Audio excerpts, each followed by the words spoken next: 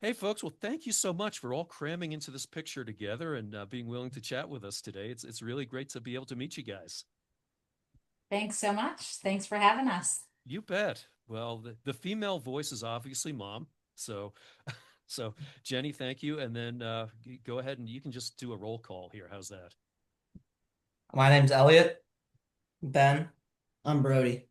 All right, fantastic. So we got three brothers here. Right now, you guys range in age from what, 17 to 19, roughly? Is that right? I turned 20 in June. So, yeah, Okay. 17 to 20. All right, you're the old guy. All right, Yeah. very cool. Well, right now we got Elliot is recovering here, so to speak.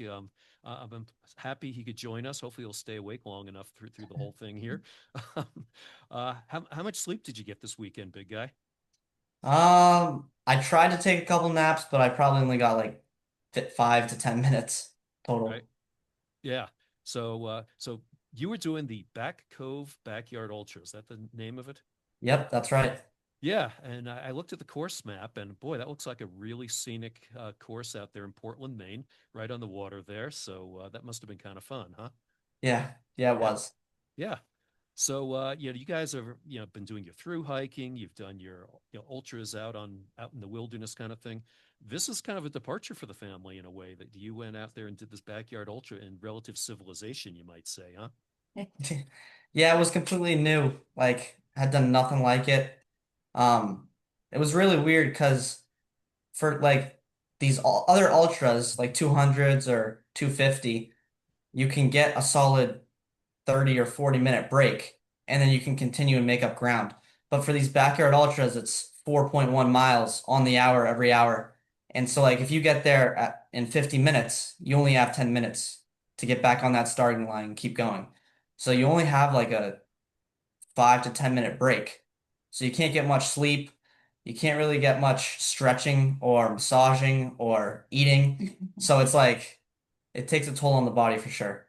Oh, no, I don't doubt it. As an ultra guy who my conditioning has always been to, you start running, and the idea is to not stop running. I've always wondered how I would do in a backyard ultra because it start, stop all the time.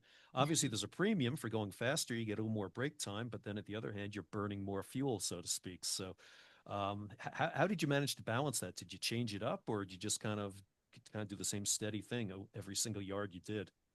Yeah, so I changed it up because I was thinking that exact same thing where like running, like running fast, I work different muscles than just walking. So like my first two laps, I was like, all right, well, I'm gonna settle in. So I walked the first two laps and I got there at around like 55 minutes. So only had 5 minutes of a break. But then by my third lap, I was like, all right, I gotta switch this up. So I did it in like 32 minutes. And so I got a lot bigger of a break. And so yeah, like if I did it in 30 minutes every single time, that would take a crazy toll on my body and I probably wouldn't have been able to keep it up. But the switching in between running and walking definitely helps for sure. I mean, dude, 32 minutes, that's sub 8 minute mile there. That's cooking. Yeah. Wow. He did that again around 76 miles in. He all of a sudden, took off and was running sub eights because he wanted a longer break to try to take a nap. But Right, then right. when he got back, he couldn't actually fall asleep. That figures, right? Best laid plans there didn't work out. So, yeah. So, and you had your brothers out there crewing you, I take it? Yep. All All right. all three of them paced me and then crewed me, of course. Gotcha. Oh, so they did allow pacers for this. Yeah, Well, this one allowed pacers, which most backyards don't. Right. But yeah. Yeah. it's a Well, pretty it's a pretty common public walking and running path in this location. So it is a little different than any other ultras, any other backyards. yeah, yeah, I know. I was looking at that race course there, and I'm thinking, man, you're probably like weaving in and out of people with baby strollers and Oh yeah. walkers Yeah. and things like that. Yeah. People walking their dogs and everything, people riding their bikes. So there was a lot of people out there. Did you get a lot of comments like, what the heck is going on out here? Yeah, actually, I got a couple of people were like, "What are you doing?" I was like, "The last man standing." They were like, "What's that?" I was like, "It's a last man standing, where you just go until the last man is standing." They were like, "Oh my gosh!" So yeah, There were people that showed up yesterday, like midday, and they were like, "Is this the same event that was going on yesterday?" Right. Oh, that must have been great. So, Elliot, you made it 29 yards, right? 121 miles. I think that Yep. would work out to. Yep, Um, that's correct. that's awesome, young man. 121, or I should say, third place overall, and you're 17, correct? Yep. That's pretty outrageous. And Oops, we had sorry. no idea going into that race, but the top two gentlemen are very accomplished, you might say professional backyard runners and are kind of legends in Maine. So we didn't even realize what he was going up against, but he did amazing. Absolutely. Were you like your cocky brother here, thinking, "Oh, I'm going to win this thing here," or anything like that? Well, yeah, the goal was to win it, of course, but you know, it didn't end up happening. I went until I couldn't, so that's all that matters. Right. So was it you actually like crying uncle here, so to speak, or did you actually just get timed out? So no, I didn't get timed out. I finished my loop with still 14 minutes left, Right. but I was to the point where it was like, if I continue going, I might break something. That's a So, don't break something. It's not so worth it. yeah, I Yeah. had like behind my right leg. It's not really my hamstring, but it wasn't my groin. It was kind of like somewhere in between. With every step, it was like it felt like it was pulling and getting weaker and weaker. That's And not good. so that went on from mile like 75 all the way to 121. And I just kept pushing through. Like at mile 100, I was like, uh-oh, this might not end well. But I just kept going another 5 yards and then I was like, all right, I think I'm done. All right, makes sense. It's challenging with other things on the calendar and cross country season coming up and Mm, so forth. It's like how much do you push to you don't want to create an injury that's then going to ruin the next thing. right. Yeah, you got to look at the big picture for sure. Yeah. Yeah. Um, yeah. That's a tough decision, I'm sure, out there. And how far did the winner end up going? 154 Ah, miles. Yep. so though you would have been stressing that hammy quite a bit more to get there. Yeah. Wow. That's crazy. And I know in the Northeast it get pretty hot and humid. Was it pretty rough weather up there? Yeah, it was kind of weird because it started off, it was actually pretty nice and pretty sunny. And then as the day went on, it got cloudy and it started drizzling for a while. And it was quite comfortable through the night, Yeah. which was nice, but then just overcast the whole next day. Right. And it was humid the But entire it was time. humid the whole It entire was time. humid and salty air. Right. Yeah. Oh, geez. Well, so how did you come up with wanting to do this, Ellie, considering it's not something that's in the family DNA at this point, anyway? Um, Right. and obviously, your brothers decided to crew you as opposed to doing it themselves. So, how did that whole dynamic work out? So I had been watching like YouTube videos on like these backyard ultras, and I was like, interesting. Like I'd never done one. No one's ever done one in my family, and I didn't really know anyone personally that had done one. But I always thought it was really cool and really interesting that it's like you're moving 4.1 miles per hour, which is cool, Mhm. which is pretty fast, but it's also not like you're not sprinting, and you're just going with no finish line, no end, and you're just trying to test your body and see how far it can take you. So I'd been looking into it for a while, and I was like, well, let's see how far my body can take me. And so I signed up. I got on the wait list, but I worked my way up the wait list until I was in. Actually didn't know I was in until a week before the race. Oh, wow. So that was interesting, but yeah, I got it done. Yeah, you did. Well, congratulations there, big guy. Thanks. Yeah, very cool. So, so it's just stepping back here a little bit.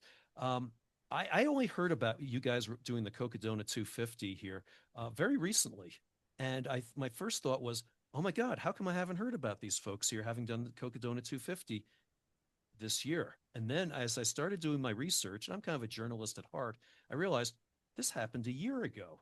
It's like I know you guys weren't out there hiding, and it's not like I'm out of tune with everything going on in the ultra world, but I'm like, how did I not hear about this? And yeah, going out there, I found you guys. Actually, I just found Brody on a couple of podcasts before, and it was just like, that's it.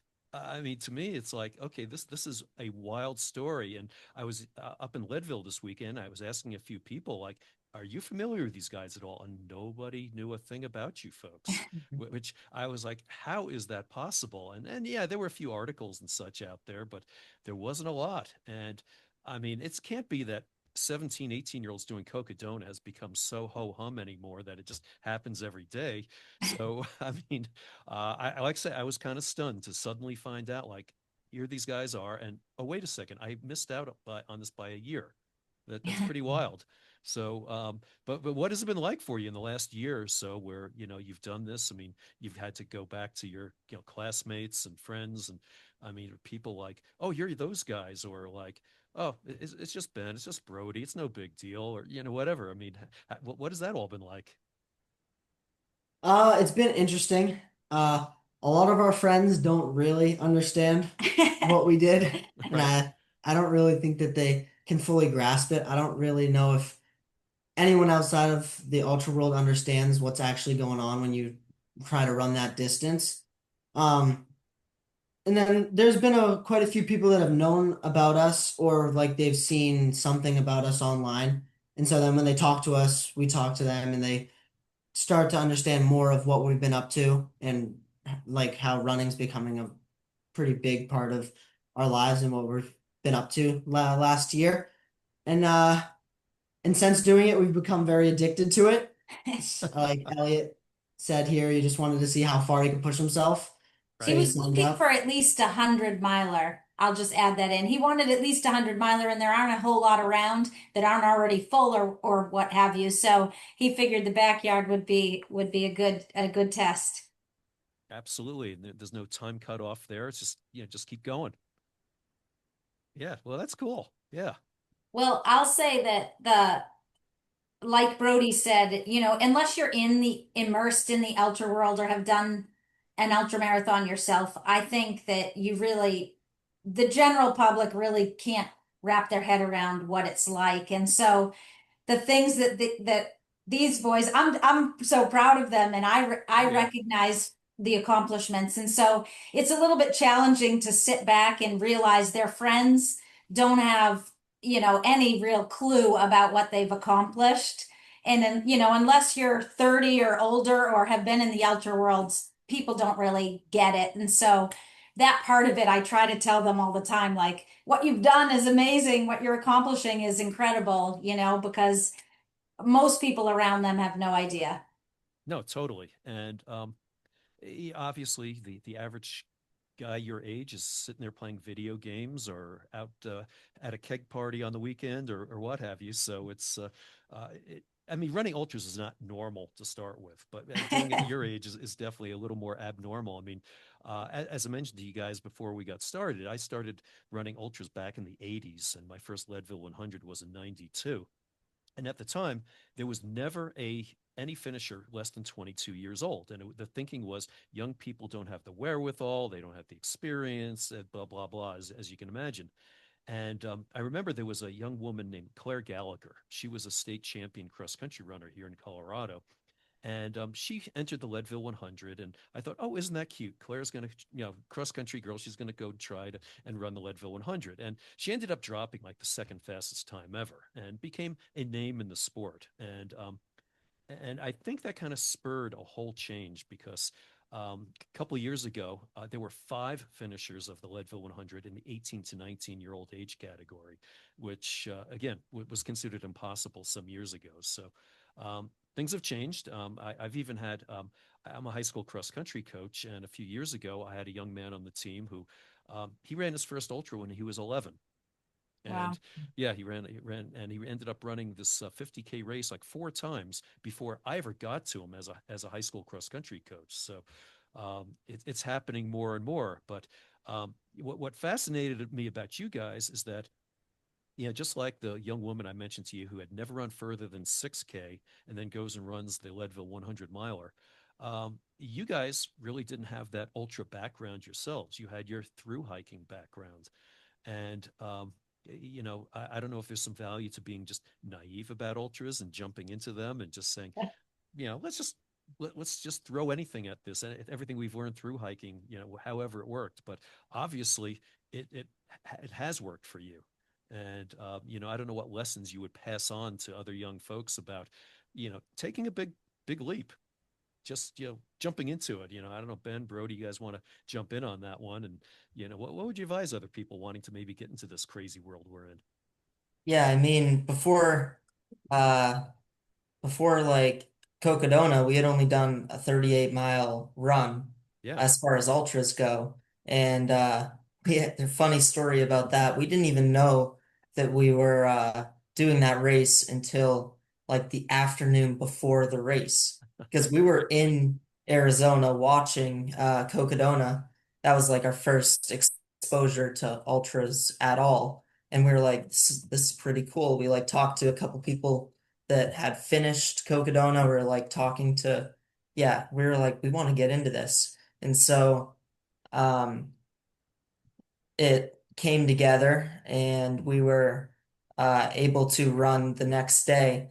And yeah, I mean, we all ran cross country and track and we had the through hiking. So we know we can go those kind of distances, but like that's somewhere meeting in the middle. Like it But was from a running uncharted. perspective, you had done maybe a 5K. Yeah, maybe a 5K, Right, like right.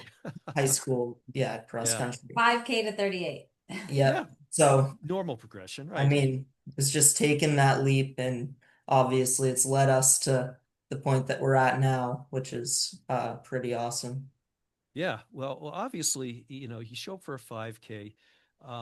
There's not a whole lot that goes into it when it comes right down to it. I mean, obviously, you've got your warm ups, and I'm a high school coach. I know exactly how that goes. But going into a 38 mile, where suddenly you're talking about nutrition and maybe things like chafing, things you maybe haven't thought about before. I mean, that's a huge leap right there. So, what kind of lessons did you learn from that first 38 miler?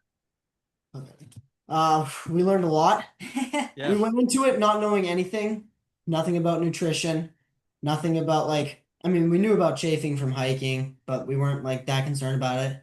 Um, and like the biggest part was thinking that we could go out there, and Ellie and I in particular were like, okay, well, we'll just go out and run. We'll run.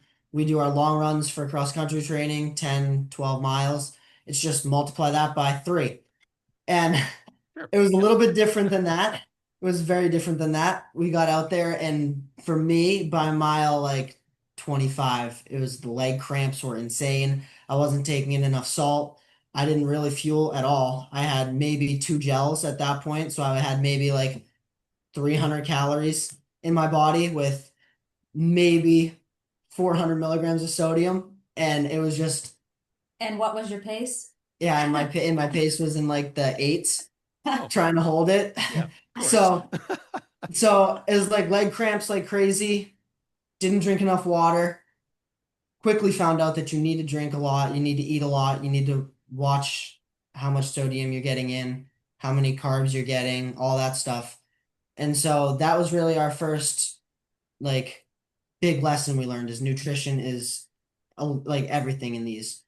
And so Yeah. taking that into the next year's Cocodona, we were like, okay, well, way longer of an event, you got to be on top of it from the start, or once you get behind, it's really problematic. So I think that the biggest lesson we learned was definitely nutrition is key to these Yeah. events. And obviously, learning about nutrition is huge if you're going to go run 50K, 50 mile, 100 mile.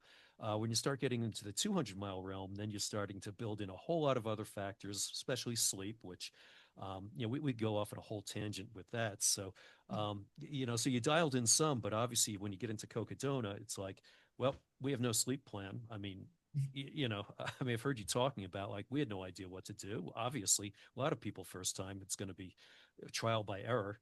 So yeah, but you just launched right into it. What the hell, right?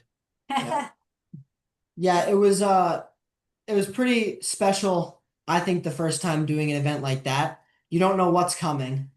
You don't really know how difficult it's going to be. At least I definitely didn't. I just kind of like took the leap, thought, let's just go for it. And I just kind of ran blind, not knowing how it would feel in 20 miles, not knowing what it would feel like at mile 150, mile 200, mile 250. And then obviously the sleep part, I had no idea about how my body was going to react, how I would do, what points I would get tired at, like what hour mark I needed to take my first rest. So a lot of trial and error in that first one, and then Right. but it's given us a lot of good information that we can take into the next ones. Oh yeah, absolutely. Any fear factor going in? I mean, you say, okay, I've kind of figured out some of the nutrition, but it's like I don't know about the sleep, or even like you're running in the Arizona desert. I mean, yeah, any fear factor going in? I don't think so for me. I was more excited to see what would happen, Yeah, excited to see how my body was going to react to all the different factors that would be at play in an event that was that long and that difficult. But Yeah, I feel like all the through hiking we did prior gave us quite a lot of confidence. We know that we can be out for quite some time. It's obviously a completely different thing, but uh like coming from that background, like we realized that there's quite a lot that we can overcome. And it was a lot more just excitement for what we could potentially do. And we thought, once we're out there, we'll come across problems, we're sure, but we'll do our best to overcome those. And yeah, we had a lot of confidence in our abilities. So that yeah. was One thing I say in ultra is that something's always going to happen that you didn't anticipate, maybe even didn't plan on. And that's true in through hiking too, isn't it? Where, yeah. sometimes you just have to go ahead and improvise something along the way, because it's not like there's an easy out, easy, like you can't just run over to the local Walgreens and go pick up, whatever you need. So Yeah. ultra is kind of the same thing, isn't it? Yeah, very similar. Yeah. Yeah, like through hiking is like day-to-day stuff. We are always coming across little things, whether it's running low on food, water, or when we wanted to camp or stop, or the weather. So yeah, ultra, there's always stuff happening that maybe your stomach's going a little crazy, or uh whatever's going on. But yeah, learning how to work through that and not get freaked out by it, do your best to Yeah. get through it. Yeah, Yeah. that's a Or good your skill. stomach going a lot crazy too. Yeah. Yeah. I Yeah. I think the big difference with the ultras that I've noticed with the boys too is there's the stress of the time. You want to Right. the clock is running and you want to finish in a certain amount of time and you want to do your best. So when these problems come up, they are a bit more stressful. Like in through hiking, you're like, oh, there's a problem. We got plenty of time. Let's just figure it out. But in an ultra, it's like, okay, we got to figure this out and let's figure it out fast. Right. Right. No, Yeah, that's it was very like true. that. It was like that for my backyard ultra where like through hiking I can take my time and I can sleep at night. But for my backyard ultra, it's like, no, there's no sleeping. You're gonna continue running and you're gonna continue running fast. So you got 10 minutes to figure it out. yeah, it was Yeah. get right back on the line. That was new for me. And then Yeah. as his crew, we're like, well, sorry you couldn't fall asleep. Get to the starting line. Right. Right. And Elliot, in a way though, for you, time did stop. So every time you finished a yard, you didn't really. There was nothing until the next hour started. Where people ask me like if I'm running the 100-mile race, they say, "Oh, well, did you sleep?" And I said, "Well, I could, but they're not going to stop the clock for me." Yeah. So but in your case, yeah, in a way, the clock is stopped until you get to the next hours. Yeah. I mean, yeah, it's not a lot of time. I get it. Yeah.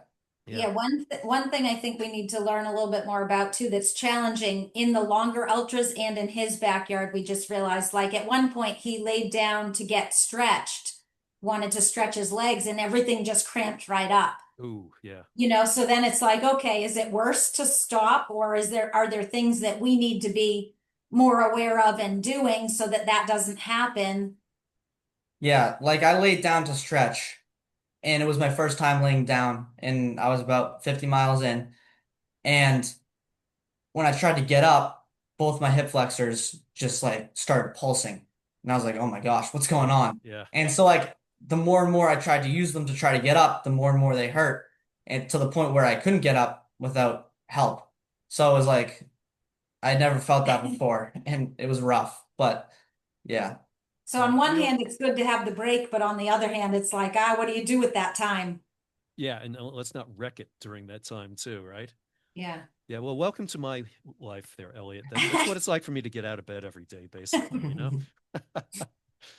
No, but I have been very prone to leg cramps in my history. In fact, I was running the Boston Marathon once, and my quad and my hamstring cramped at the same time. When that happens, you can't bend your knee. You're Yeah. just yeah, and total panic will set in at that point there. So yeah, leg cramps are no fun. I know that all too well. Yeah. Yeah. So Jennie, I got a question for you here. So you guys, um, you started these boys out with the through hiking here, and you guys have done the AT, the Appalachian Trail, you've done the Continental Divide Trail, you've done the PCT, the Arizona Trail. You started them off with this idea you're going to have them going out here and climbing mountains and doing trails.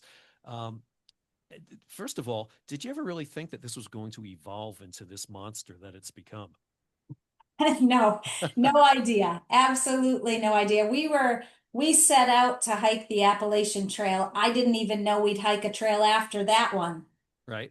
So evolving all the way into these ultra marathons and ultra events is like it's blowing my mind. It's crazy. Yeah, no, I can imagine. I mean, it's kind of like my mom always says, "This is our athletic son. We don't know where he came from." I mean, we're just like, it's like, what happened to this guy? This is just a outlier in the family here. But let's step back even further here. You had this idea that you were going to show these young men the outdoors, and which I live out here in Colorado. I fully approve of that kind of thinking. Um, you made the conscious decision to homeschool the boys, and was that a related decision, or was it just you decided to homeschool them, and then you had said, well, we got time now, let's go hike. Um, yeah, I wanted to, in raising them, I was home with them when they were little. Right. And I did a lot of, we got out in nature a lot. I love being outside. I love being active. So we were, taking nature walks, which then evolved into hiking the White Mountains in New Hampshire, which then we got a little bit competitive. Like, we've got the competitive nature. So then I said to the boys, okay, well, I've hiked the peaks in New Hampshire, but now let's do it all together. Let's hike the 48. All five of us together. And my husband would join us when he could, but some of this, of course, was happening during the week when he was working or so forth. So um yeah, we really just started hiking in New Hampshire, and then the boys would go off to school initially. Benjamin went to first grade. And then it was in his second grade year that we decided to homeschool. And if we were going to decide, to homeschool Benjamin, that obviously it was a whole family lifestyle change. Yeah. And it was driven by a few things, I think.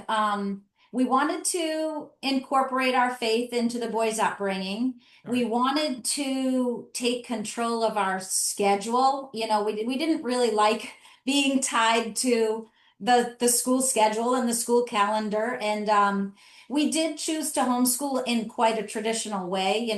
We start in the end at the end of August or the beginning of September at the latest, and we go through, the spring. And we get up on Monday through Friday and typically have a school day. But within that structure, we can be flexible.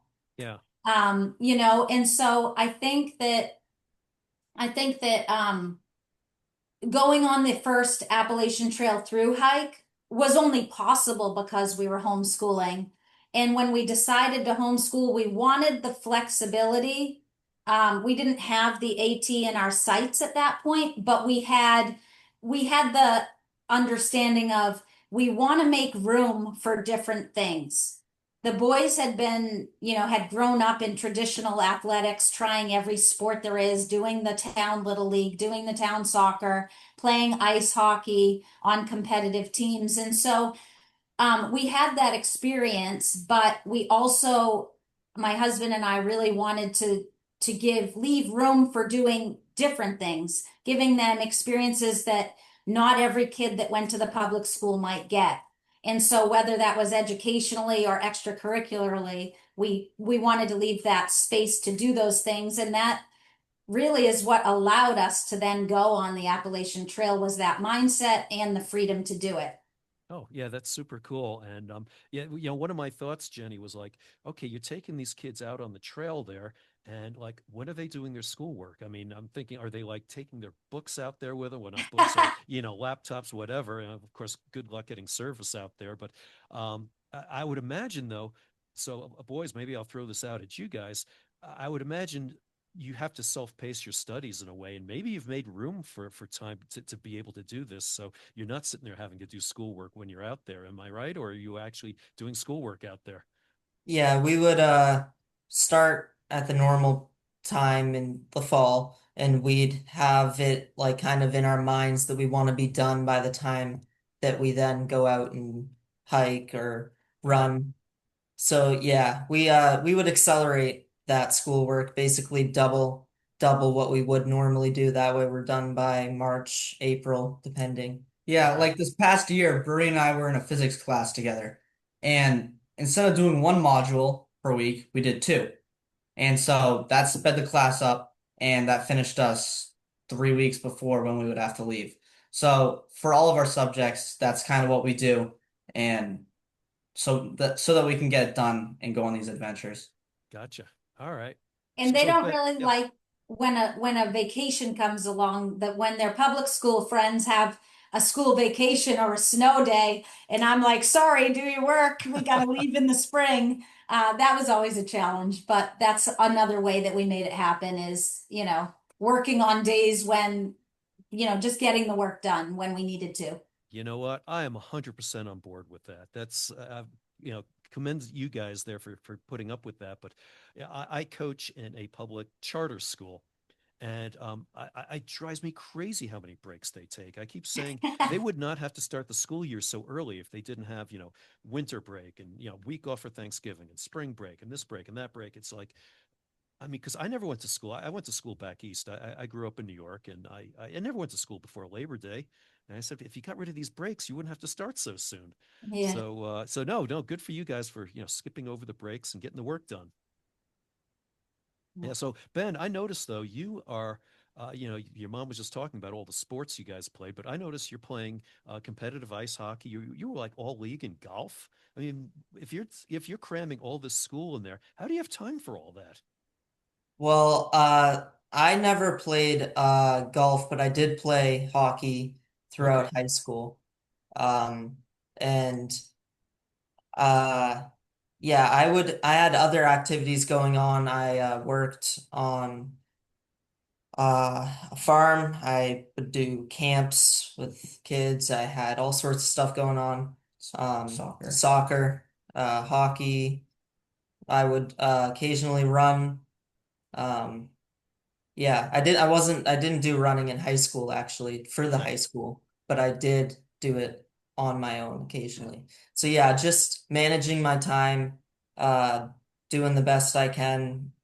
Mom was on me, keeping my Cracking keeping the whip. everything in Right. line. Yeah, Nice. but All right. Well, cool.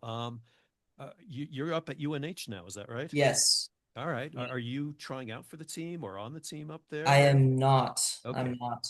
All right. Um, I thought about it, but yeah, I am trying to focus a lot more on my schoolwork, and I am actually pre-vet, so I have a lot of science and labs and course Yeah, well, like that's heavy pretty rigorous courses. stuff. Yep.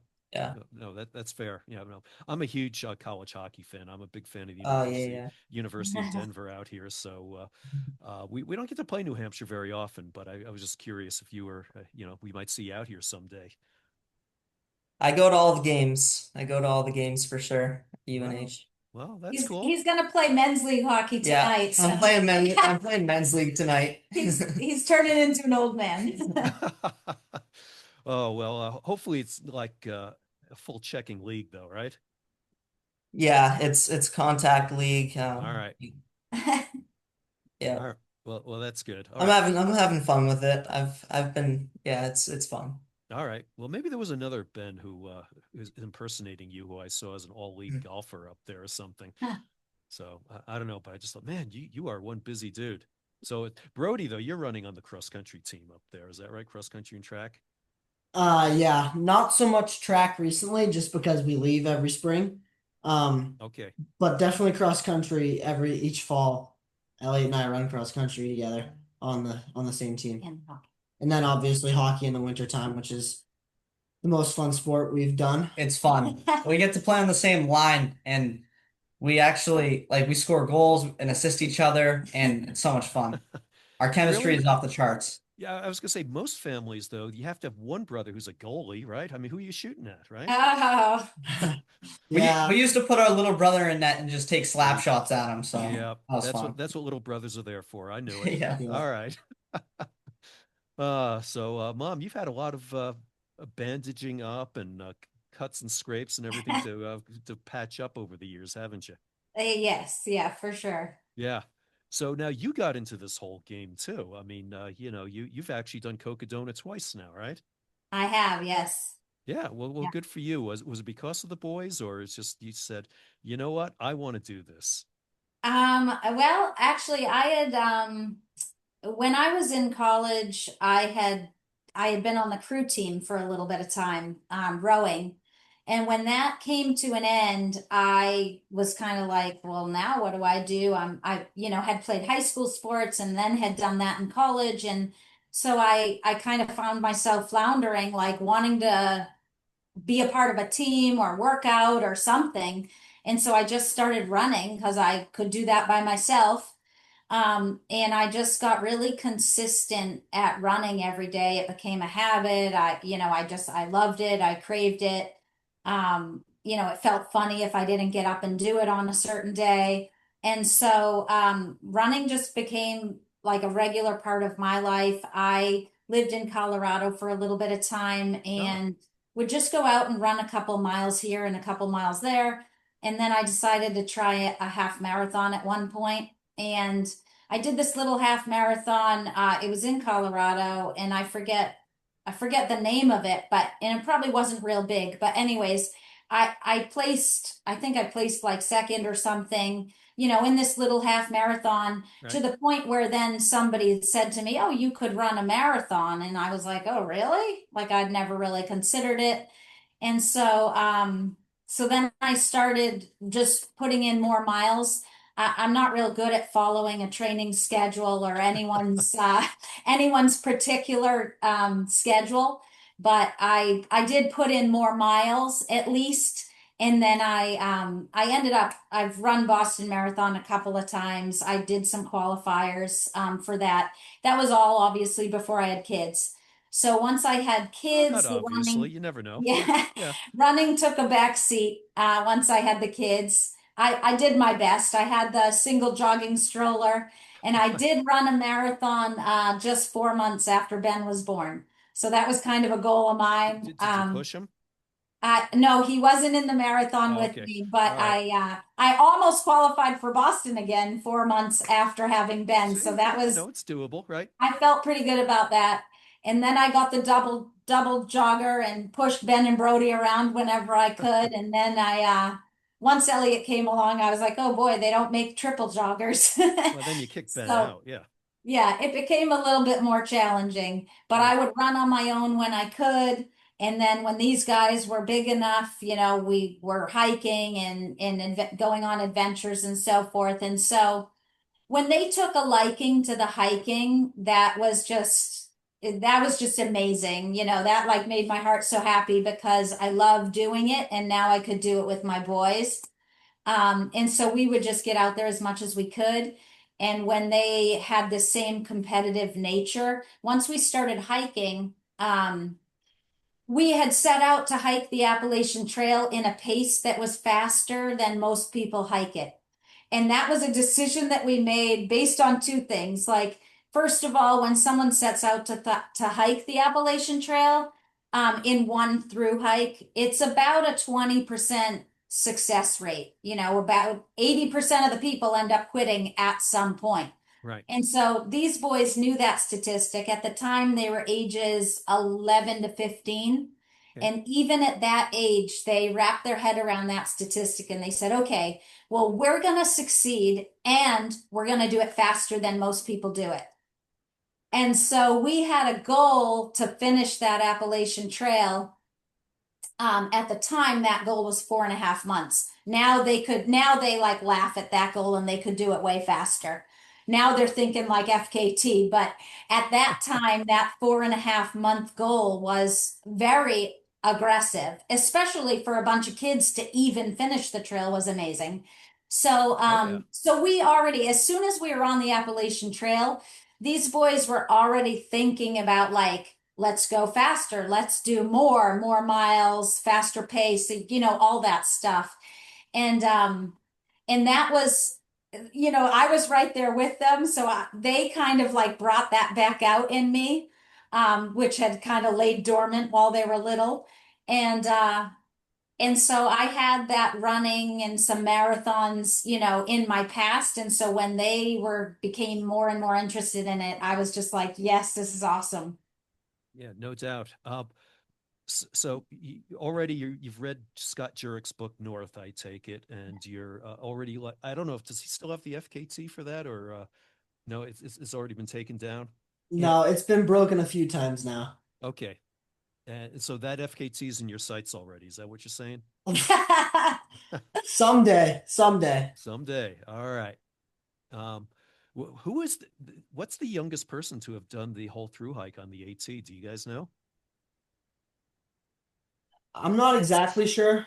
It's pretty young age, I think. It's like I I think it might mean, be 10 or there's something some like that. people who have carried kids, Oh, and that then doesn't like count. there's, I don't know, it's like it, yeah, I think there may be kids as young as like maybe 7 or 8 that have done it, but I'm not sure that they did it as a consecutive through hike, Well, or yeah, they carrying may have kids. taken a year or so, that sort of thing.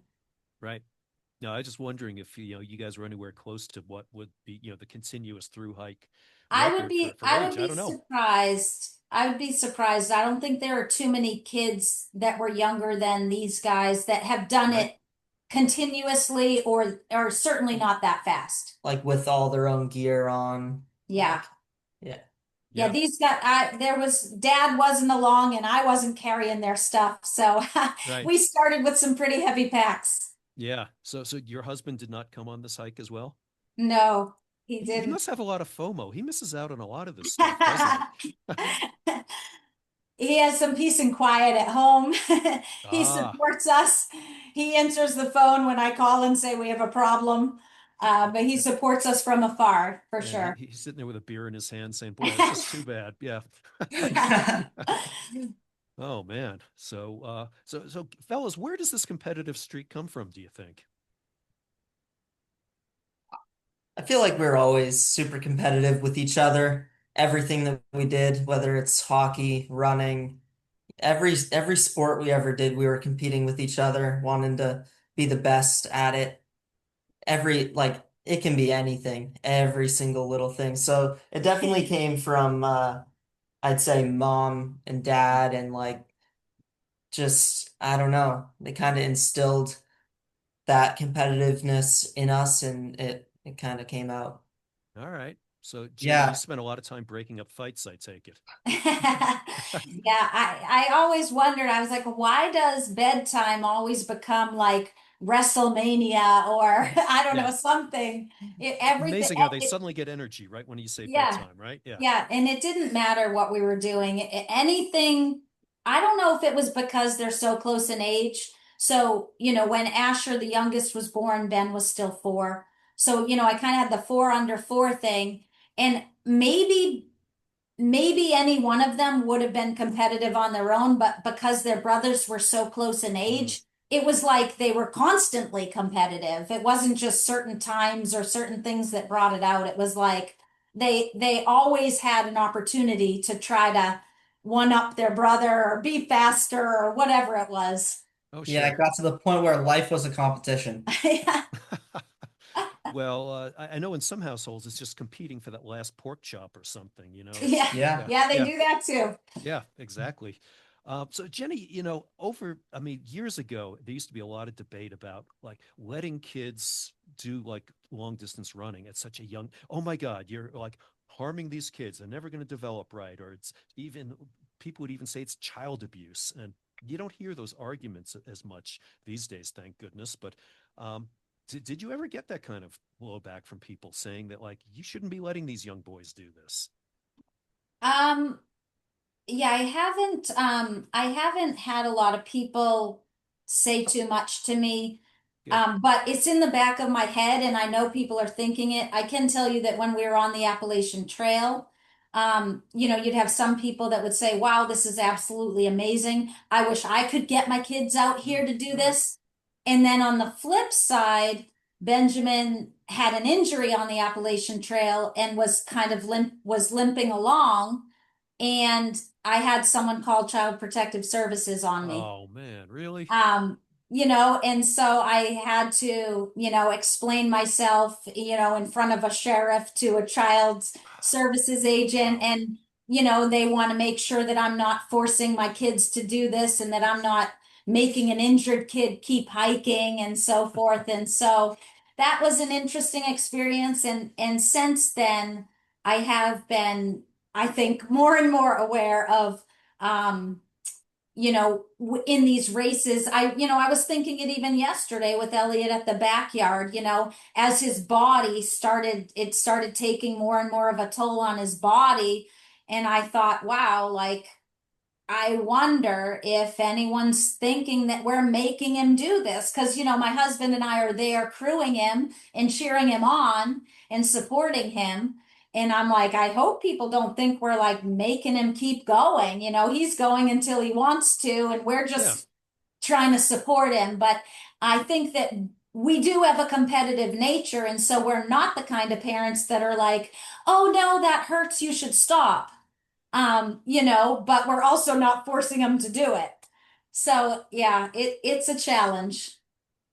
Yeah, no. Well, I'm glad you don't get that because I mean, certainly, especially in this day of social media, I'm sure there are people writing things out there, and Oh yeah. I hope they're not, but still, it's. I know it used to be bad years ago. I remember even I used to own a youth sports business, and I would always sponsor the local school 5K fundraiser races. And I had one stipulation. I said, just give me a race entry. And so I remember for this one race, I'm getting ready, and I see this one family getting ready, and I thought it was really unusual because there was they had a kid who, as it turns out, he was 9 years old, and he's lacing on his racing flats, and I'm thinking, okay, this is not your normal family here. And as it turns out, like the dad had tried to make the Olympics in four different events, and mom was a very good runner. The older sister ended up running for University of Colorado, and I mean they were a very hyper competitive family and everything. And there was a time when people were like, "Oh my God, what are these parents doing to this kid?" And I Mhm. got to know this family actually over the years through their high school and everything. And as the parents told me, the kids just love to run. They had a huge ranch up in northern part of the state here, and just they used to run around the ranch, and they said the kids are just happy running around all the time, and but it was sad because there were people who would actually give them a bunch of crap about it. But it Yeah. was always really cute though because I had high school runners running against this 9 year old sometimes, and he looked every bit of 9 years old, and they're all like, I'm not going to let that little 9 year old beat me, but he was really good, and he ended up being a very good high school runner as well. Yeah. Yeah, so well, very cool. So let's talk a little bit about what kind of got your attention in the first place is getting into Cocodona and running the race there. I mean, they had to pull a little bit or yet somebody pulled some strings there, if you would, to say, hey, you guys are under 18 running this race here. That's not because a lot of races even have this age requirement, which I don't understand either. Seems to me if a kid is trained, the kid is capable, there's no parent pushing them or anything, why not let these kids run? But in the case of Cocodona, they did have an 18-year-old age limit, but they did let you guys in. Um, and you had no like CV to hand to them and say, well, look at all I've done already here. So somehow you managed to get in and had the experience of your life, right? So how it ended up going down was we were the previous year before we ran the 250, we were in Arizona after hiking the Arizona Trail. And we were going to start the Continental Divide Trail like 10 days later. And we got picked up by a friend to go down and watch Cocodona happen. And so we went down and watched it and we thought that it was incredible. And then at the finish line, we ended up talking to the race winner, Mike McKnight, and the guy crewing him, Ben Light.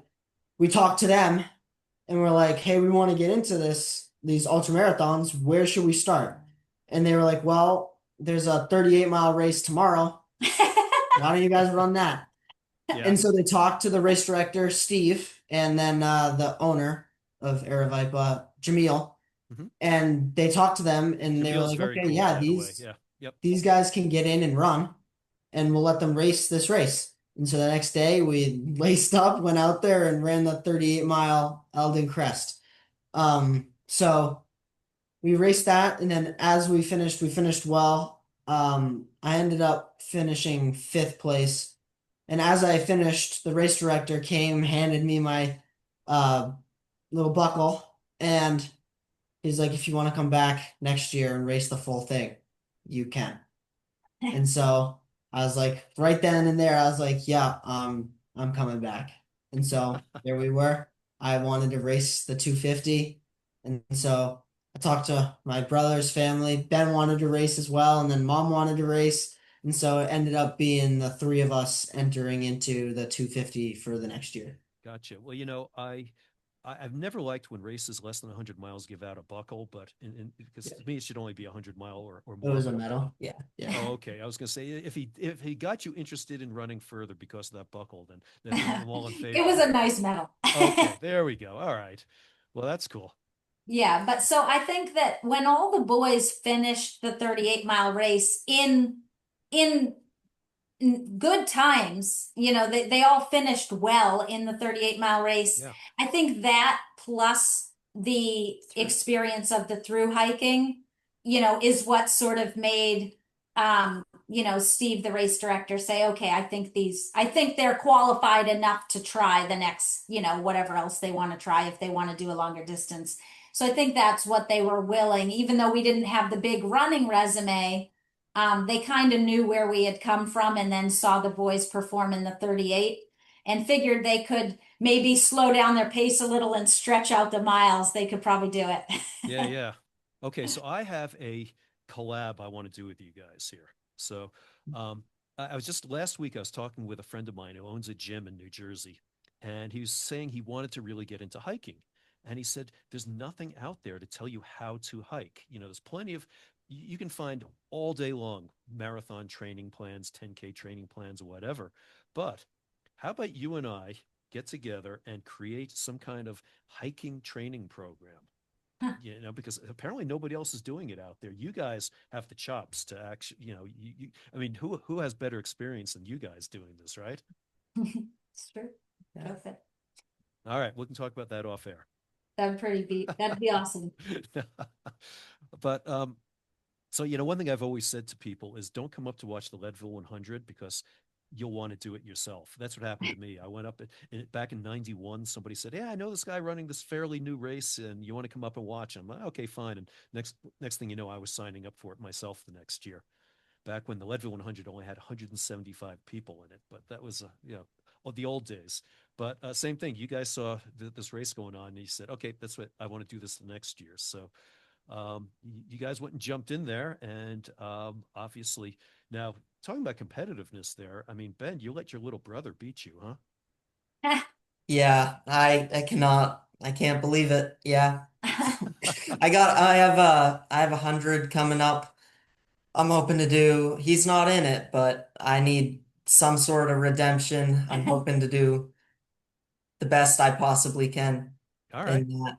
Yeah, Yeah. he's gonna try to win it, and I'm gonna pace him, so I'll make sure that happens. All right. A lot of pressure on you, Elliott.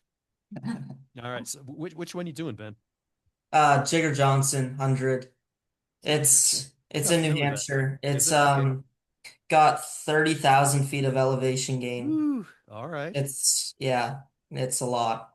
Yeah. So I'm hoping the hiking and obviously Cocodona, the running, that's going to be a lot of elevation gain descent. I'm hoping the long distance experience holds my legs up pretty good, and yeah, Yeah, totally. No, yeah, I mean, it should. It's not like you've gotten fat and out of shape since yeah. Cocodona last year, right? All right. Well, that's I've cool. been still going. Yeah. Well, good. Um, I want to get to this year's Cocodona in a moment, but let's talk about 2024 for just a sec, though, because that's where Brody, you went and came in 12th place out there. Did you guys at any point decide you were going to run this together at all and just kind of separate it, or was it just kind of, each on his own out there? His or her, I No, should say. we kind of knew from the beginning. We said we're not gonna race this together. We all want to do our best, Right? Every man for and themselves. so let's just All go right. for it. Yeah. And at the start, Ben and I had kind of was like, okay, well, you pick up a pacer at mile 78. So Ben and I were thinking we could maybe run the first 80-ish miles together, just work together through the first night or the first part of the night. And that didn't quite end up happening. Just Ben took a little break and I I think Ben stopped to going. use the bathroom. I stopped to go to the that bathroom plan. and And didn't Brody see. ran Yeah, off. he just kept Yeah, going. I You kept little going. I didn't weasel, realize he man. was Jeez. stopping. And then by the time I looked back, he was nowhere in sight, and I didn't really want to stop running, waiting for him to catch up. What did So we do? Like 18 miles? we did like 20 miles. 20 miles, yeah. But So now you learn the lesson, Ben. Never turn your back on your brother. Yeah. no, Yep. All right. And from there, the gap just kept getting bigger and bigger, huh? yeah, I'd say we both kind of had a pretty good hiking background. I'd say pretty even. Ben could probably beat me on a steep climb at that point in time. And then I've had a little bit more of experience with like the cross country running and then like half marathons and stuff like that. So I had a little bit of an advantage with like the running speed. And so over the course of 250 miles, I mean, even a slight difference in pace running wise can just like really open up a pretty Magnifies. big gap. Sure. So I'd say that Ben did really well keeping up. And then I'm sure that if he goes back in the future, I'm sure that he's going to beat my time by a good amount. Yeah, and now looking back, I made quite a few mistakes in that race. Um, I had started caffeine in the middle of the day and crashed the second night came. Made me sleep 2 hours. That's, I don't know, maybe 2 hours or more if I was tired, moving slower prior to the sleep that I lost that first night, or the second night. Yeah, I made a few mistakes. There's a few things in my mind I know I could have done better. Stop time I could have cleaned up. So yeah, I want to go back, get redemption. Yeah, A lot of room for a lot of improvement. room for improvement. Well, yeah. And so obviously the question most people are going to have is like your greatest run before or longest what was 38 miles in a race. And then you're jumping into this 250 where obviously there is a lot to learn out there. And, how much prep were you able to do really for this? Now, I told you the story before off air about the woman who she was 18 years old, ran Leadville, having never run further than 6K before. And what amazed me about her is she was really analytical. She had spreadsheets and instructions for her crew at every aid station. I mean, I'm like, how did you ever come up with all this? You have no experience at all here. I mean, you guys, of course, have the benefit. You guys can, look online in some cases. When I ran my first ultras, there was nothing out there. I mean, I was truly winging it, just kind of like what you guys were doing. And I learned a lot my first time too. But you were able to read up maybe a little bit. But how did you make up for the lack of experience? Well, a lot of research we tried to do online. Yeah. Read a lot of race reports. Read up a little bit about nutrition. We still really had no idea what we were doing. No. So like we made up like baggies of what we thought we would take for in between sections of like aid stations that we would eat and drink. And That then we ended didn't up- eat or drink any of it. Yeah, that ended up going out the We window. were not very disciplined.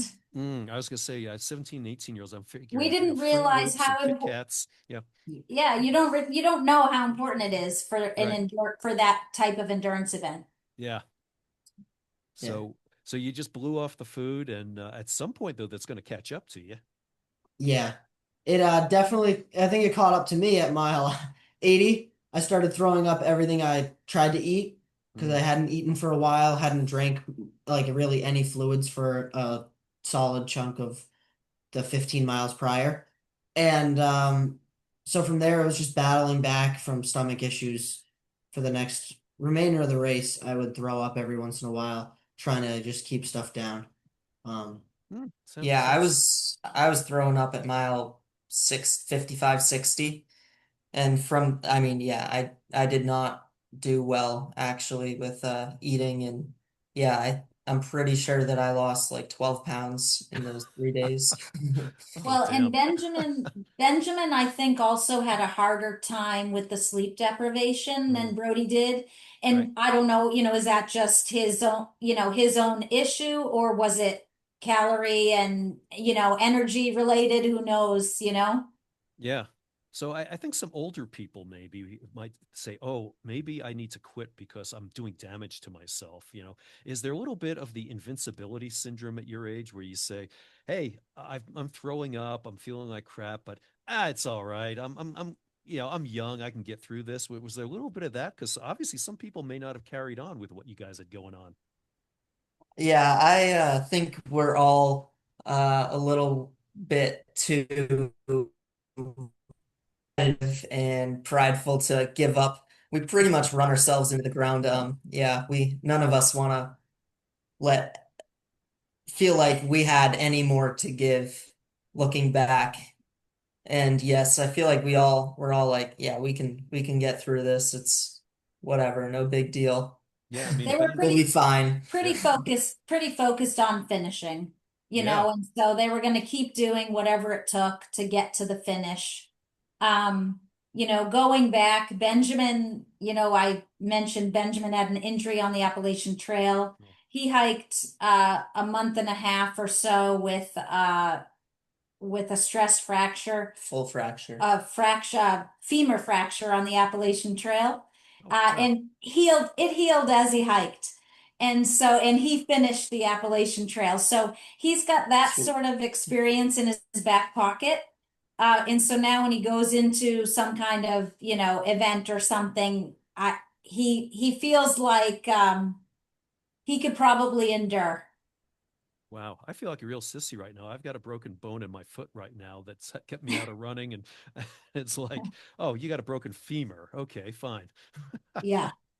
Oh, It was a pretty incredible experience for him to experience and to work through on the Appalachian Trail. And so, yeah, so he knew he was going to finish that race, regardless of throwing up or stomach issues or sleep deprivation. He was going to finish, but he had some challenges along the way.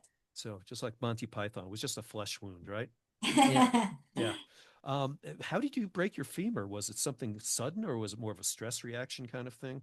No, it wasn't a stress fracture. Because it was not hurting me until one distinct moment. I stepped off a rock, Mm, maybe twisted weird a little bit.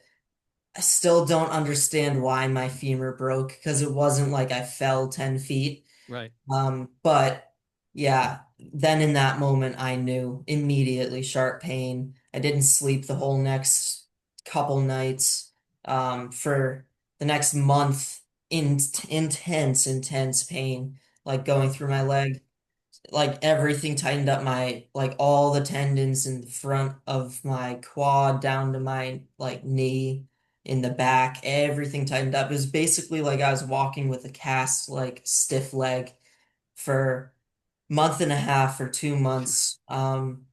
Yeah, it started at that point to loosen up, but yeah, then crazy thing happened. I believe I started to stress fracture the other femur due to Wow. then being on that one and resting the Unstable. other. Yeah. And so there's one distinct moment where I believe I had stress fractured my femur and then I fell and it became a full fracture. So I had broken both of the femur bones on the Appalachian Trail and I got x-rays after. Doctor said they were both full breaks and yeah, they had both healed up and started to calcify, but that was while I hiked. So I didn't get any breaks from it. I didn't stop, went all the way through the trail. We really didn't slow down our pace. His brothers took some of his weight, Yeah, and they took like 10 Oh, pounds off me oh, and that was big of 15 them. Yeah. pounds. but he was still carrying I his was still pack. carrying my pack though. Right. So All right. yeah, Well, that experience, I believe is, mentally, I'm like, okay, I can get through hiking with broken legs. I mean, if my femurs are broken, right. I there's what's gonna stop me in this 250-mile race? That was kind of my mindset going into it. I'm like, I'm getting through this thing. I mean, obviously it's not gonna be easy, but yeah. Yeah. What a great story, man. I mean, so is your nickname officially Rub Some Dirt on It? Yeah, my trail name actually is Unbreakable. Nice. So that's a trail name. Well, you were breakable apparently, but it didn't hold you back. So Yeah. holy cow, that's quite impressive, young man. I mean, again, mere mortals might not have continued, but you did. So yeah, so you say, hey, I can get through this here with broken femurs. I mean, was there a little bit of the idea that like, hey, we've hiked 2,500 miles at a time, 250, big deal. Little bit. We Yeah, knew obviously we could be out there and we're comfortable being out for that distance. Like a lot of people going into these races, maybe they've done hundreds and this is like new length of time. right, For us, we're like, I mean, we can be out for months on end. It's just 3 days. right. It's just 3 days. So Yeah. yeah. So what about the family dynamic when you're out there in close quarters for all that time? I'm sure you've been asked this question plenty of times before, but I mean, obviously you're sitting comfortably shoulder to shoulder here as it is, which a lot of brothers who are hockey players wouldn't do that for very long anyway. But you're sharing a tent, two tents, I don't know, but you're in close quarters and having to deal with each other, and dealing with, oh, poor Ben, he's got a couple of fractured femurs. Oh, boo hoo, it's like, but Oh, how nobody sounded like that. Oh, they were so kind to him. Yeah, right. I'm sure. But even just in general, I mean, obviously you guys are going to have your spats out there, and you're at some point you're going to have to sit down and eat dinner and bunk together, or whatever. It's obviously that it's pretty trying, I would imagine. Yeah. It was a lot of time together, I Yeah, will say.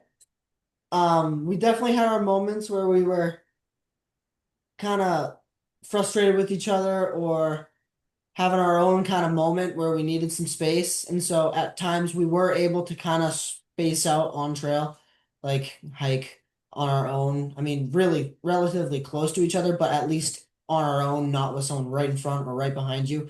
But then we worked through every single problem. We were able to get over ourselves and unify, and we would eat all of our meals together. We'd stop right. for breaks together. And then at the end of the day, we would all cram into our one three-man tent for the five of us. And Nice. yeah, so but They were like smaller then. yeah, Yeah, okay. yeah, but Slightly. Yeah. at the end of the day, we would all get into the tent and then we'd go to sleep and we'd wake up and it would be all right, let's work together. Let's break down camp. It would be raining, it'd be freezing cold, Mm, it'd be sleeting, it'd be snowy on the ground or icy on the ground, and we'd break down camp. We'd divvy up the weight of the tent between the four of us boys, and then we would continue on. So right. So, um, was there ever any thought at some point, when things got adverse like that, of bagging the whole thing? No. I wouldn't say we ever thought about quitting. All right. Um, I mean, we had moments where we were like, "Oh, this stinks. It'd be so nice to be in a hotel right now or Right. not be hiking right this minute." But there were never times where we were actually considering quitting. Gotcha. All right. That's I'd fair. say it was pretty remarkable for the four boys, the ages that they were. I mean, before we started, Elliott said, we're gonna do this and we're gonna do it faster than anyone else. We're gonna do it in 4.5 months. And it the entire time, no matter how terrible things got, we never considered quitting. I mean, we were frustrated with one another or with the weather or with the situation, but at no point did we say, should we stop? It Yeah. was like all eyes on Katahdin. We were getting there. Very nice. That's cool. Now, Brody mentioned, kind of being out on your own sometimes on the hike. You kind of split apart there. I mean, for any of you boys, I mean, was it challenging at all to be inside your own head for a certain period of time? You're out there just hiking, and you just having to kind of live with your own thoughts there. I feel like we got pretty comfortable with that Yeah. pretty quick. Yeah, I mean, we would when you were a little annoyed with one person, you could chat with a different kid, chat with him. Right. Yeah, but we did spend a lot of time just quiet hiking in our own minds and that kind of thing. Um, when you can do that for hours and hours and hours, that translates very well to the races, like being able to control what's going on in your mind, like any pain, any like thoughts of quitting, just like being able to really control your mind is a huge thing that through hiking definitely taught us. Yeah. No, without a doubt. No, that's In very insightful. Yeah. in hindsight, this is something that like I don't know, for whatever reason, I made a rule when we were going to hike the Appalachian Trail that not all the boys had phones at that time anyway, but I said you're not allowed to have headphones. Like we're gonna interact, we're gonna be present, you're gonna take in nature. And so they had to just kind of at times either figure out how to start a conversation with the person next to them or just be in their own head and just keep hiking along. And I think that's an important skill for for Totally. people to learn to be able to be by themselves, for people be able to have conversations and not always have the distraction of something in your ear, something to, you know, occupy your mind or what have you. And so I'm actually really glad that we did that and that they are able now. Um, Elliott actually just commented today about the Backyard Ultra yesterday. He said, "Mom, I never used music." And I was like, Hmm. wow, I think he was getting to the point where maybe he wanted that music as a distraction, but he did 121 miles yesterday without music in his ear or without something to distract him, just sort Right. of being live in that event. And I think that's pretty amazing. No, I love that, and it's funny. I spent most of last summer just running trails and climbing 14ers out here, getting ready for the Leadville 100. It was the first time I'd ever used headphones at all, and yeah, there was just a few times when I'm just out there for 6 hours, and I would listen to a podcast or something. But up until then, I had just always just been out there, and I totally love what you're saying there. I mean, it's just it is something important, I think, because you learn a certain amount of self-sufficiency. I mean, obviously, you boys have learned an awful lot already with these through hikes, but I think also just the ability to even, in quote, civilization, be able to be by yourself, not be dependent on some other form of um, entertainment, or I don't know if that's the right word, but even just be comfortable in your own skin. I Mhm. just think it is really, really huge. You guys have gained that skill in such a great way. Yeah. Yeah, let's jump forward to Cocodona 2025 though, because there was some unfinished business, or maybe new business, whatever out there, and it's very different experiences. It looks like this year, right? Yeah. Yeah, That was a challenging one. yeah. So Elliot, you jumped into this one for the first time, right? Yep, that's right. Yeah, I did. yeah. What happened to you out there? All right. So I was feeling good. I was like, well, Brody completed it, Ben completed it, my mom completed it. I guess I'm next. So I was like, all right, I'll sign up. So I signed up. I trained and I was feeling good. And about 2 days before the race, I got sick. I threw up 3 or 4 times that night, 2 nights before the race. Wow. And then the next day, I was sleeping the whole entire day, which was the day before the race. The whole entire day, I was sleeping. I went to bed that night. I was like, I got a 250-mile race in the morning. I got to figure this out. I broke a fever that night, the night before the race. I broke a All fever. right. I didn't sleep real great. And Mm.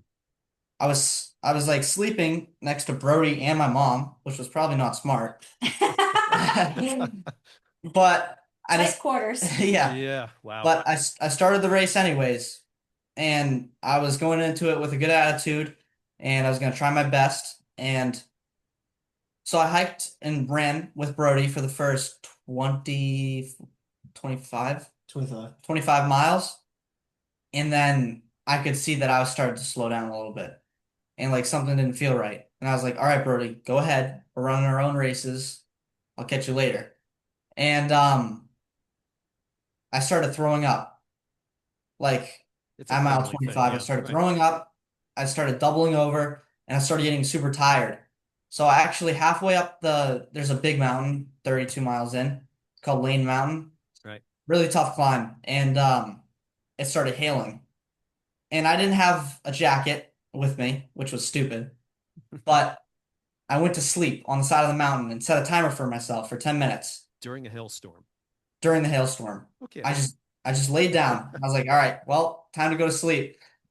And this guy, I don't quite remember it. He told me after the race, but he actually tried to wake me up and tell me to come with him and continue, and I just didn't listen to him. And so I was freezing cold, shivering out uncontrollably, throwing up with each step. I was doubled over. Each step hurt to walk forward, but I made it up the mountain, made it to the aid station, and I was like, all right, it's 5 miles down to my crew. The first time I got to see my crew. I just got to make it down to my crew.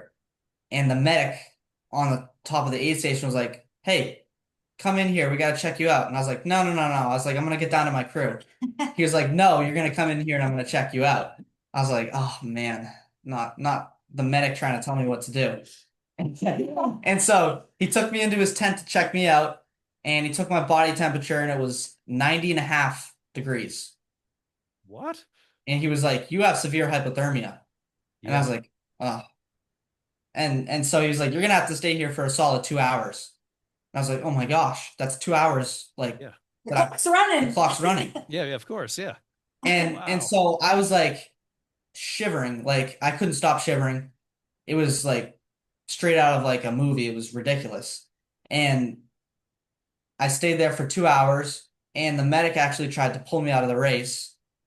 But he called my dad, and my dad came up to check on me because my dad was like, can I check on him before you guys like take him out of the race? Yeah. And I was like, I don't want to get out of this race. I'm gonna keep going. And so the medic was like, all right, it's been 2 hours. If you really want to continue going, you can. I was like, all right, I'm gonna continue going. And so this was mile 32. So I went down to the aid station, which was mile 38, or 37 and a half-ish. Yeah. And I saw my crew for the first time. And I was feeling better. I actually ran down that mountain at like 7:30 pace. Because I was like, I've lost some time. I got to make up some ground. Oh yeah. Of course. But I wasn't feeling great. Like my head was spinning. I was like throwing up. And I got down to my crew, and they were like, all right, we got to get some food in you and you got to get out of here. So I was like, all right, let's do this. I was like, time to come back. And so they fed me some food, like a lot. And out of that aid station is a steep climb.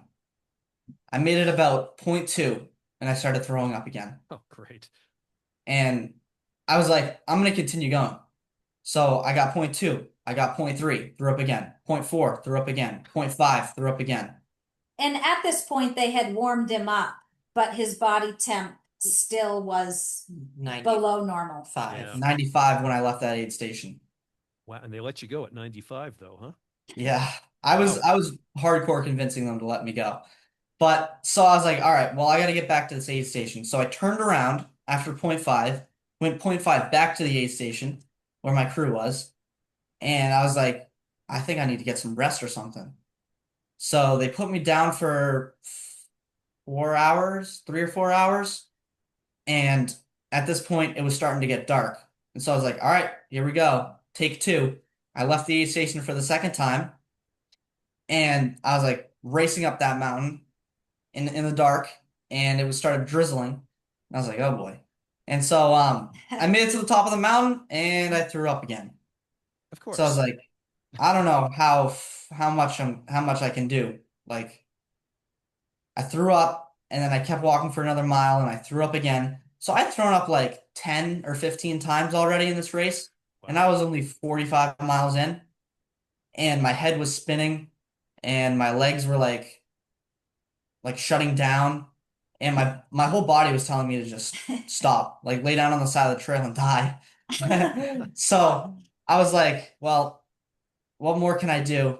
I tried and I tried and I tried, and I got to the breaking point and past the breaking point. So I made it 50 miles, and then I called my dad and I was like, all right, I think I'm done. So And he said, no, you're not. Keep going. so he was like, all right, well, I guess we'll pick you up at the aid station. And so He's still hypothermic at this point. yeah. Yeah. So I made my way back to the aid station, and that's where I called it quits. Ah, and this is, and you told your buddies back home, this is how you have fun for a weekend, right? Yeah. And it's kind of interesting because like unless you were there, like I feel like most people can't understand No. like what happened. Like actually, like my friends, no clue. Like even adults and like people watching the race, still no clue. Like it was like completely like never have experienced anything like that before. So that Yeah. was crazy. So you think it was just all related to whatever illness you had, and maybe you had food poisoning or just a flu bug or something? Yeah, I think so. I think it was all related to the sickness that I had. I don't know what I had actually, Yeah. but I'm kind of interested. Like I wonder what I had that But could have caused that. Yeah. It might not have been um, your Ziploc bags full of gummy bears and Snickers and things like that. I don't know if you were eating like Brody or not, but I but think going into the race completely depleted, yeah, and then he went I'm out sure. hard. He went out the pace that he would if he felt good, and then he got hypothermia, and I mean, it was just too many things stacked on top of an already depleted body. Yeah, and when you're hitting some altitude too, it's really hard to come back from that. So yeah, that's a shame, young man. I'm sorry that happened to And you, but I knew how prepared he was. Like I really think he could have had an amazing, incredible race. right. And so in the moment of the race, I was actually pretty frustrated. Like, what do you mean you decided to stop? And you're taking a DNF in the moment. But now looking back, I realized, and my husband realized at the time, like he's hypothermic out in the rain, in the dark, by himself. You don't have a pacer at this point in the mountains. I mean, it legitimately could have been a very dangerous situation. So Um, you did write him back into the will after that, huh? yeah, yeah. So we did, you have to come to the point, as competitive as we are, you come to the point where like, whoa, this isn't worth, I mean, how much risk are you gonna take, you know? Right. Yeah. Well, I mean, and that's it. It's not even like thinking long term. It's like what could have happened to that moment. As Exactly. yeah. So well, yeah, it's a shame, but I guess the biggest lesson is, race day things happen. He And signed up for next year. oh, I assume that already. Yeah. Well, Jenny, how about you? You went back and you took a whole chunk of time off your time from the previous year. So, while you're sitting there all ticked off at Elliott, things were going pretty well for you. Yeah. Well, I knew I could shave off a whole bunch of time. I had an injury at about 100 miles in the 2024 race. At about mile 100, I had stress fractures. So I continued on 150 miles on stress fractures. Um, After I finished, because I was determined to finish the race. So that second half of the race, I slowed down, quite a bit and was just focused. My goals went out the window and I was just focused on finishing. And so in coming back in 25, I was like, okay, well, if I don't have stress fractures and I can take a bunch of time off, my aid station stops, I'll do way better in that alone. Right. And then if I can also even run the running parts better, then certainly I can I can do far better than I did the first time around, just without an injury, hopefully. Unfortunately, I did start to feel that stress fracture again at the end, Oh, with wow. about what 30 coming into Walnut Canyon aid station, you have about a marathon or 30 miles to go basically. I did start to feel that stress fracture again in my right shin, my tibia. And so at that point I made a conscious decision to slow down the finish, um, and not put any additional stress on that tibia. So I basically just hiked it to the finish at that point, that final marathon or so.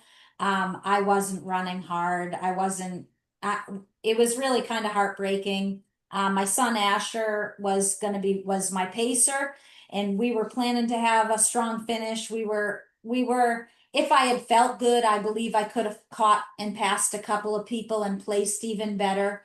But at that point, we were like, let's just hike it to the finish. Let's just do this. Yeah.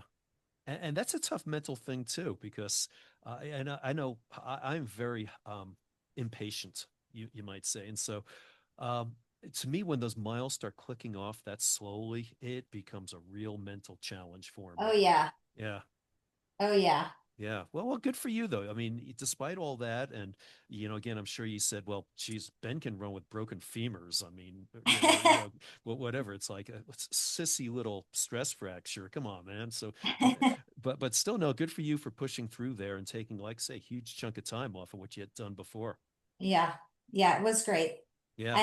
Ended up placing better time wise, better placement wise than the previous year. So it was good. Always have to be happy with that. Yeah. Yeah. So what's up next for all you folks now? Brody? Brody's. Me. Well, what ended up happening this year is I signed up for Cocodona and then also the Triple Crown of 200s. Did And you? so All I right. had Tahoe, Bigfoot, and Moab. So Yeah. this year's Cocodona didn't go to plan for me. I looking at last year, I finished in 75 hours, 50 minutes ish, I think. Yeah. And 12th place. And I was like, well, I got to do better than that this year. I was Right. thinking in my mind, I was like, 65 is feasible. Um, and so I went out there and went for it from the start. I was All right. running hot and I got to mile 30 and then the weather rolled in and I got rained on, sleeted on, hailed on, started snowing, and I Sounds got like New Hampshire weather. What's the big deal? Yeah. yeah, Yeah. right. Right. I got snowed on. I was freezing. I was definitely slightly hypothermic, but I rolled into the Lane Mountain Aid Station at mile 32, and I was like a little bit dizzy, and the medic was like, "What's up?" And I was like, "I'm good," because I always thinking in my head, I was like, the medic can pull you from the race if they want. You have to lie to that guy, right? Don't want to get pulled medically. And so I was Right. like, I'm good. I'm gonna get down and see my crew. And he's like, okay, well, you gotta drink this broth, this warm broth before you go. And I was like, the broth doesn't sit well with me. I know Oh, this, but I needed to do what I needed to do so I didn't lose a bunch of time. So I just chugged the broth and continued on my way. And I made it maybe like half a mile and I threw up the broth. this is just a family trait here, apparently. Yeah. Yeah. Yeah. And that was just the start of the Oh bad man. stomach issues. So I get down to Crown King, mile 37 and a half or whatever it is, and I try to eat some food. I get out of there, start running up the climb and start hiking, and I start throwing up everything I eat. I start just trying to take down like water or like a carb mix in the water, and I'm throwing up everything I'm eating or drinking. And I continue on and I'm running at a pretty good pace. I think I'm like top 15 at this point. I'm happy with my position. And for the next 30 miles, 40 miles, I basically didn't eat really anything. I had like a couple pieces of watermelon and then just trying to get a little bit of water down. And I'd throw up everything I ate. So I finally get to Whiskey Row, mile 78. And I got there at like 10 p.m., which was a huge improvement from last year. I think it was like Yeah. 2 hours faster, 2.5 hours faster than last year. So I was on my pace for 65 hours. I was doing great. And I got there and I tried to eat some more food. It's funny because Whiskey Row is right on the main road. So you're in a town. Right. And I took like 10 steps out of there and I'm just throwing up into like the sewer grate on the side of the road. And we got like tourists. It's 10 p.m. So there's people out there. There's tourists watching me throw up. Yeah, And they're there's all like, there's this what is teenager going out on? drinking again. Yep. Yeah. Yeah. And so I mean, from there, just couldn't keep anything down. And so Oh, finally, fast forward another 20, 25 miles to Mangus Mountain, mile 108 or 109. And I hadn't eaten anything, couldn't keep anything else down. Every single time I take a sip of water, I throw it up. And so I ended up having to call the race there after 70 miles of no food and no water and trying to run pretty hard off of that. emptying your stomach every few miles, right? Yeah. Yeah, Ugh, yeah. that So doesn't sound fun. no, No. it wasn't the most fun experience. Right. I learned a lot in that race. It was definitely unfortunate, but we'll be back someday to do better there than Yeah. that. Yeah, well, and for Brody, that goes back to the earlier comment about how important nutrition is, because he realized, like, even if his muscles feel fine or his head wants to keep going, if he's not taking in any food for 70 miles or 80 miles, then, I mean, your body just can't keep going. No, and you get into a deficit and it's all over. I mean, yeah, it's my constant mantra is sip, sip, nibble, nibble. Yeah. You got to just keep a steady flow going all the Yeah. time. So yeah, if you go 70 or 80 miles and that's hours and hours and hours, that's just not going to cut it. So Right. yeah, fickle sport that we're in here, isn't it? Yeah. Yeah. So you've got revenge on your mind in Cocodona. Elliott probably does too. I don't know, but what about you, Ben? I mean, you're in college. Maybe you're just retired now. No, I'm gonna keep doing some stuff. Like I have my 100 August 15th this Right. year. Not sure what's gonna come after that, but yeah. Yeah. So He'll be pacing. They'll all I'm be gonna be pacing pacing Brody at in a Bigfoot. couple weeks. Yeah. okay. Oh, you're doing Bigfoot coming up. All right. Yeah.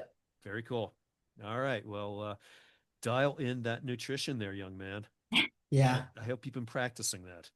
Yeah, I have been. Okay, that's good. Um, I've kept you guys here a long time, but I know it's probably time for a hockey game coming up here pretty soon. But what advice would you give to others who are young ultra runners? Obviously, it's kind of a new frontier. What would you tell folks who are out there trying to get into this game here? I would say just take the step and go for it. Yeah. I think that was the hardest part was just like starting, was just saying, where how do we get into this? And then McKnight and Ben Light were like, well, there's a race tomorrow. You guys try it out. And we did, and we loved it. And so I mean, it was difficult.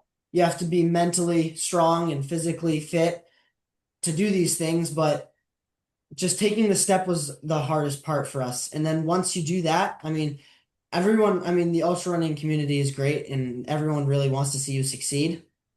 And so I've found that the support we've gotten through this is really incredible. So just taking that first step was the biggest part. Yeah, no, I totally agree with you on that, Brody. And I'm glad you guys have gotten a lot of support like that. I mean, you know what I like in it too is I learned how to ski in Vermont when I was growing up. And I learned that a lot of times you get to the top of a run and you look down and you're like, oh crap, what did I get myself into? And you know what? There's no choice. You just say, well, I got to go down. I got to figure this out. So it's a little bit of that, isn't it? Yeah. Yeah. What about you guys? What advice would you guys pass along? Um, I would I would say to like just kind of going off what Brody said, once you do take that first step, it is just constantly a learning game. Like you're gonna make mistakes, things are gonna go wrong. Um, but just not giving up on it and keeping at it. The more you do, the more you're gonna learn from it. And yeah, I think that Um, just being persistent, not giving up, doing when something goes wrong, trying your best to try to fix the issue. Yeah, I'd say all of those things. Yeah, probably keeping a level head while you're doing that too, Yeah. right? Yeah, that's huge. Yep, very good. How about you, Elliot? Um, Stay calm and be in the moment. Like I didn't have any music, and I was just in the moment in my backyard ultra, and I got to reflect a lot on like why I'm here, like why I'm doing this, and I think that's very helpful. Like find your why and just think a lot about like what you're doing. So, Oh, that is a very grown-up concept there, young man. So, what was your why for being out there? my why is like push myself and improve myself and Well, yeah, after Cocodona, after Yeah. Oh, Cocodona. yeah, right. that was disappointing, right? So you wanted to have like another chance at something. Yeah, of course. But even then, I So, could say, why did you do Cocodona? I did Cocodona because I mean partially because my brothers did it and I wanted to see how I could do. All right, It's like if they can do it, I can do it and I can do it better. So, right. and I think that I signed up for Cocodona again so that I could find like my end proof and that you could improve do what Yeah, it. I can do. yeah, I like it. Well, it's more because you want to do it, not because your brothers told you they're going to make you play goalie, right? Yeah. That's Well, and Asher is also signed up for Cocodona next year. So awesome. you started this off by talking about younger people in ultra running, and when Brody and Ben completed Cocodona in 24, they were 18 and 17, and they were the youngest, as far as I know, the youngest to ever run that distance and complete it. Yeah. And then Asher in Cocodona next year will be, how old will he be? 16? 16. He'll be 16. And so that's going to be, if he can pull that off, then he's going to one up his brothers and probably be the youngest. I would think the youngest to ever do that distance. So, Jennie, my advice to you is hide him for about a month before the race because these guys will probably try to like mess him up. Yeah, right. Right. Yeah, so they don't have their own record broken by him. So, well, how about you, Jennie? What advice would you give to parents of young ultra guys? Oh, um, well, I think that uh, goes back to, as parents, sometimes we can be cautious or concerned about our kids. There is a part of me that says, okay, well, do we want to put their body through this at this age? Or is it too much? Or, are they going to get injured? But in reality, any youth hockey game, they've had an opportunity to get injured. Every Sure. time we go out in the car, like it's like we can't keep them in a bubble. And so if this is something that they really want to go after, and in particular, initially Brody was from the time of the Appalachian Trail. Brody was really the one that was like, I want to do this. I want to do more trails. I want to do them faster. I want to do, racing and what have you. And so I thought, okay, I can't let my fears or my concerns stop him from potentially going after this amazing stuff and reaching his goals. I can't, I don't want to delay his goals because of my concerns. And Yeah. so, that's kind of the position I've taken is okay, I'm gonna support them in this. Like I get it from my own competitive nature. I get it when I wanna try something or see if I can push myself or try to prove what I can do and see if I can reach my goals. I understand that. And so I don't want to keep them from doing it just because maybe they're still a teenager or they're young or we don't want to hurt their bodies. I mean, yeah, it's a lot. It's a lot on your body, on their bodies, but I don't want them to look back and say, I wonder what I could have done if I ran Sure. Cocodona when I was 17 or 16 or 18 or, I wonder if I could have finished that race. I wonder how I would have placed. And so I don't want to keep them from that. So my husband and I have jumped in and decided, all right, we're gonna support you. And, whether that means help financially or crew or be there or get on their case when we don't think that they're training as well as they should be. Yeah, we're in it right there with them for sure. Yeah. Is she a hard coach, guys? Yeah, she makes sure we're on task for sure. Yeah. All right. Good. Well, I give you a huge amount of kudos there, Jennie, because, it is a commitment, obviously, and you've, obviously, taken them for months at a time away. But, I don't look at it as any different than hockey parents, for instance, who, as you know, ice time is tough, and parents are carting their kids to the ice rink at 3 or 4 in the morning. They're going on tournaments up to Canada or out west or whatever it is. I mean, well, parents in whatever endeavor, it could be music, it could be dance, it could be all sorts of different activities, commit to their kids in a big way. I don't know how many parents though go and decide they're going to do 250 miles themselves, but but still, no. I like I say, I applaud you for obviously giving these guys every opportunity to do this, and it's what any parent who loves their sons wants to do for them, right? Oops, did we freeze up here? Ah,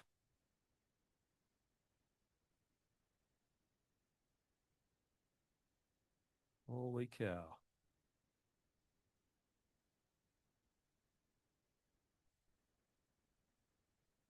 I don't know if you guys can hear me. You guys are frozen on me.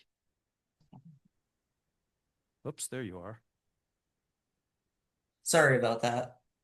Okay, cool, cool. I'm sorry. Yeah, I'll have to do edit that out of there. But yeah, no, like I say, it was just it's fantastic what you guys have been able to do. What have we missed here, guys? I covered a lot, I know. Yeah, it's kind of crazy because I mean, you could take any single hike that we've done or any single race that we've done, and we could probably talk about that alone for an hour and a half or 2 hours. So it's challenging, but I think it's pretty amazing. Like Elliott, had the rough experience with Cocodona this year, and so he signed up again. And in the meantime, he signed up, and did the backyard and Yeah, wanted to keep going and keep challenging himself. I think that's amazing. Brody's got these races lined up. He's got Bigfoot in August and Moab in October.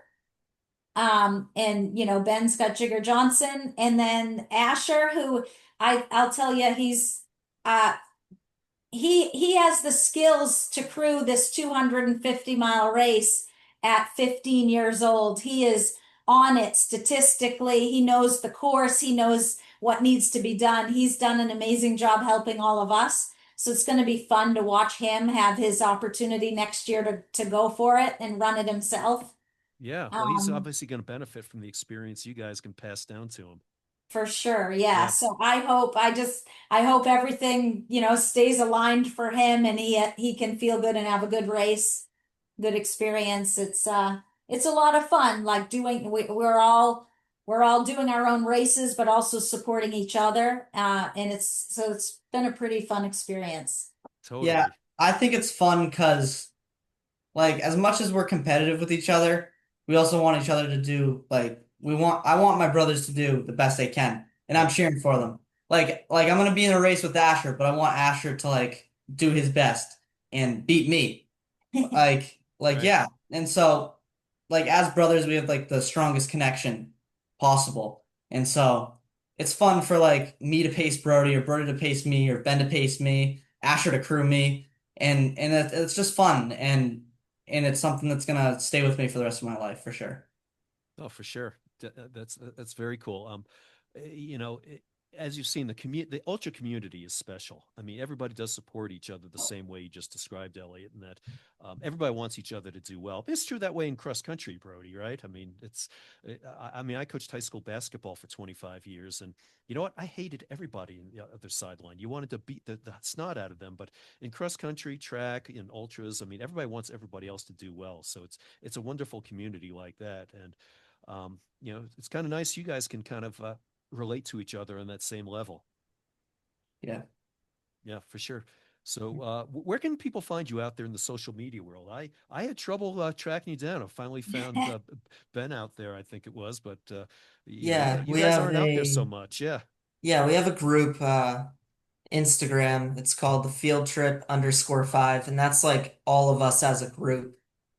Like all the hiking, all the running. Yeah, if people don't know, when you're hiking these through hikes, these long trails, you get trail names. Oh yeah. Individually, you get trail names, and as a group, if you're hiking with the same people for any extended amount of time, you get a group trail name. It's called a tramily name. And so, anyways, on the Appalachian Trail, some other hikers gave us a group name called the field trip. They were like, "We're going to call you the field trip." And so that became a way that we were, giving people some updates and what have you was through YouTube and through eventually through Instagram. We use this field trip. Uh, Field trip _5 on yeah. Instagram. Yeah. No, I like it. That's very cool. Yep. So, excellent. I'll let people know about that. I'm going to throw out here one last thing at you here, and that's an invitation. If you would like to come out and do another boring loop race, Elliott. No, but I host the American Heroes Run in September in Longmont, Colorado. And if you guys would like to come out, we've got distances ranging from 5K all the way up to 24 hours and 100 miles. And it is a Wow. loop course. And you will guaranteed. I don't think you can break a femur on there, Ben. There's no nothing to twist up on. It's a very flat course. But if you guys would like to come out and see us out there, I think you guys could crush that. That would be amazing. That'd be Yeah. awesome. That sounds awesome. You bet. We might need to do some altitude training though before we come out. Well, see, this will help you for Moab later on, right? Yeah. There you go. Yeah, there you go. Oh, that's awesome. Yeah, also, hot and dry and stuff like that. Although in the years I've directed this race, we've had 99 degrees and, hot. We've had thunderstorms. We've had snow. Yeah, early September in Colorado, we've had snow too. So you never know what you're going to get. Wow. Sounds awesome. Yeah, I'm sure every one of us thinks that would be a fun opportunity. You Yeah. bet. All right. Well, I'll Yeah. drop you some information about that when we get off here. But I want to thank you guys for your time here. This has been a true pleasure to get to chat with all you. I really appreciate you guys cramming into this camera view together for me for this long. Hopefully everybody had showered beforehand. But you guys are used to each other being stinky anyway, I'm sure. So, but no, thank you so much. This has been a great pleasure. And I can't wait to see what you guys do here, and whether it's the Bear, Cocodona, and whatever endeavors you've got there at UNH, who knows what it is. So congratulations on what you've done, and continued best of luck. Thank you so much. Thank you. You bet, folks.